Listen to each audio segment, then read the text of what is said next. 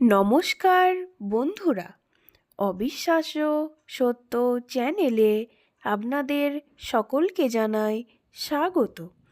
আজকের ভিডিওটি হতে চলেছে খুবই গুরুত্বপূর্ণ একটি বিষয়ের উপর নির্ভর করে। হ্যাঁ বন্ধুরা, আজকে আমরা একটু স্বাস্থ্য সচেতন নিয়ে কথা বলতে চাই।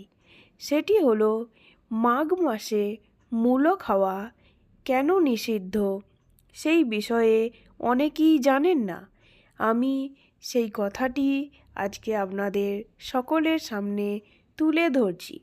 হ্যাঁ বন্ধুরা, অনেকে বিশ্বাস করে না, আবার অনেকে ভাওতাবাজি বলে উড়িয়ে দেয় কথাটি।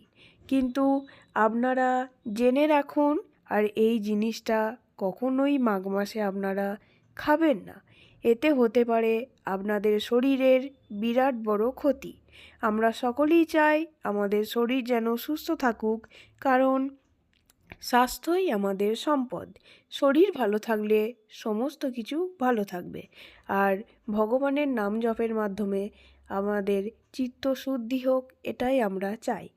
আমি এবার মূল আলোচনায় আসছি।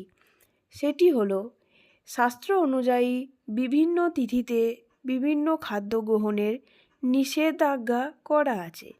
যেমন অষ্টমী, চতুর্দশী, পূর্ণিমা এবং অমাবস্যা এবং সংক্রান্তিতে মাছ, মাংস এই সব জিনিসগুলি খাওয়া নিষিদ্ধ।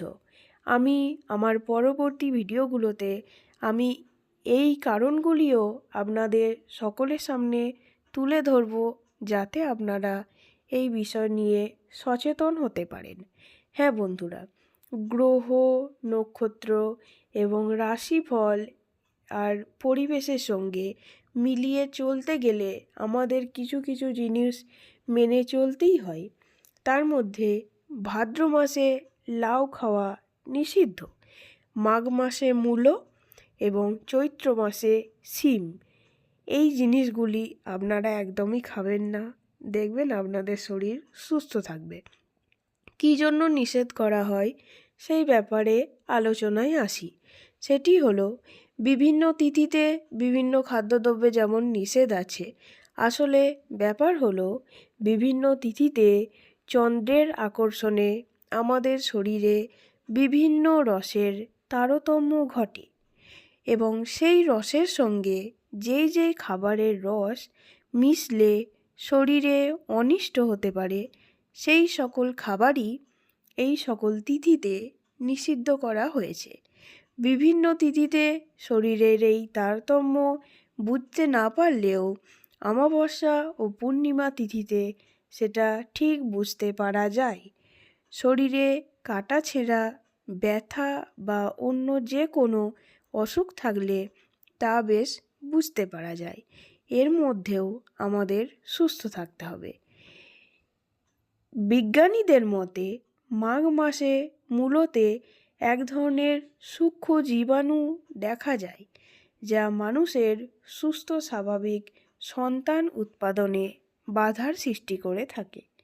অর্থাৎ ওই সময়ে এই খাবার খেলে পরে সন্তানের ক্ষতি হওয়ার আশঙ্কা থেকে যায়। তাই ভবিষ্যতে সুস্থ সবল বাচ্চার কল্যাণের কথা ভেবে এবং উপযুক্ত বংশবৃদ্ধির কথা ভেবে এই প্রথাটি মেনে চলতেই হবে, না হলে আমাদের শরীর সুস্থ থাকবে না। এছাড়াও বলে রাখি, মাঘ মাসে মূলো না খাওয়ার কারণ হলো মূলোতে ডায়রিয়ার জীবাণু থাকে, আর বেশিরভাগ মাঘ মাসেই ডায়রিয়া হয়ে থাকে। তাই মাঘ মাসে মূলো খেতে নেই। এই সময়ে মূলোর মধ্যে ছাল হয়ে থাকে। তাছাড়া এই সময় থেকেই মূলোর কালি আসতে থাকে, যেই ফাঙ্গাসটা আমাদের শরীরে গেলে খুবই ক্ষতি হতে পারে। শুধুমাত্র মূলো কেন, আপনারা মূলো শাকও খাবেন না, কারণ শরীরে ক্ষতি হওয়া থেকে আমাদের বাঁচতেই হবে। এছাড়াও আরও কিছু নিয়মবিধি আছে, আমি আমার ভিডিওতে পরে বলে দেবো, আপনারা সেই ভিডিওটি দেখে নেবেন। এবার শিব পুরাণ মতে একটি কথা বলে রাখি, সেটি হলো মাঘ মাসে পরশুরাম নিজের মহাপাপ থেকে মুক্তির জন্য ব্রহ্মার উপদেশে শিবের নিকট যাওয়ার জন্য কৈলাসে যান।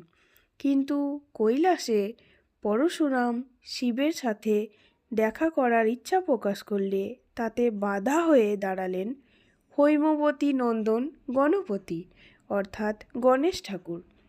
উভয়ের মধ্যেই প্রথমে বাকযুদ্ধ হয় এবং পরে ঠেলাঠেলির মাধ্যমে গণপতির পড়ে যান একটি দাঁত এবং সেই ভগ্ন দাঁত থেকেই মূলো গাছের জন্ম হয় বলে মাঘ মাসে হিন্দুদের অর্থাৎ সনাতন ধর্মাবলম্বীদের মূলো ভক্ষণ নিষিদ্ধ করা হয়েছে।